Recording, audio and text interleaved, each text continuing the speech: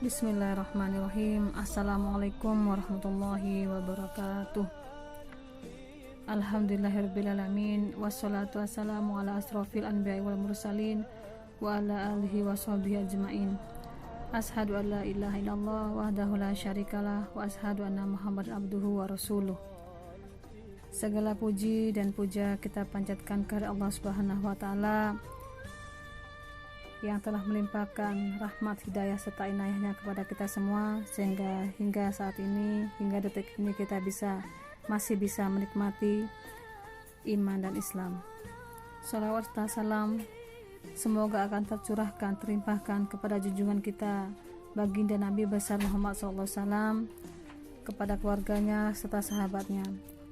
Semoga kita semua mendapatkan syafaatnya kelak di yaumil qiyamah. Amin Allahumma amin. Peristiwa Isra dan Mi'raj Nabi besar Muhammad SAW.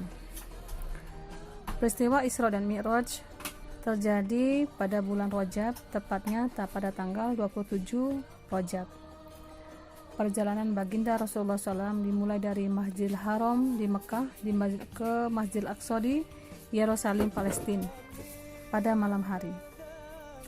Selanjutnya perjalanan beliau dilanjutkan ke 7 pelata langit hingga ke Sidratul Muntaha, diteruskan hingga ke Mustawa, suatu tempat yang tidak bisa dijangkau oleh kecanggihan teknologi manapun, suatu pelataran yang tidak dapat diketahui hakikatnya oleh siapapun kecuali oleh baginda Nabi besar Muhammad SAW bersama Allah Subhanahu wa ta'ala.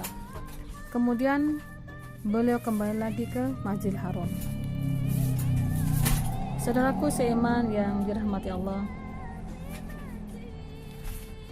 di dalam peristiwa Isra dan Mi'raj inilah baginda Nabi besar Muhammad SAW menerima perintah sholat 5 waktu dalam sehari semalam.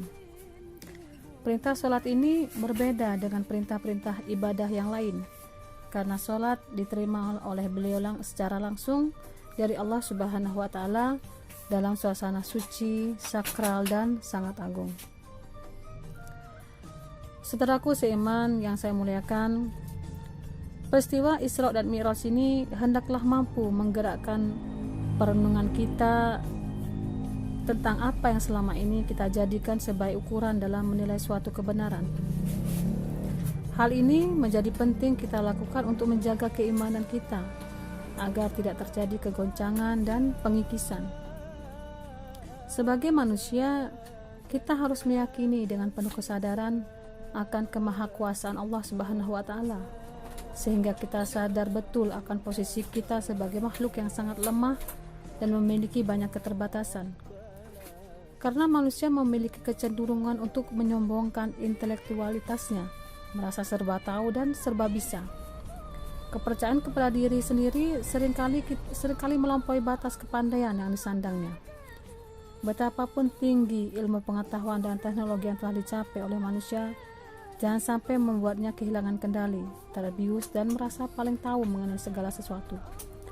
Sebab betapapun tingginya ilmu pengetahuan yang telah dicapainya, itu hanyalah sedikit, sebagaimana telah diingatkan oleh Allah Subhanahu wa ta'ala dalam firman-Nya dalam Quran surat Al-Isra ayat 85, yang artinya, yang berbunyi, A'udzubillahi minasyaitonirrajim, Bismillahirrahmanirrahim, wa ma utitum minal ilmi illa qalila, yang artinya, dan tidaklah kamu diberi penjelasan melainkan sedikit.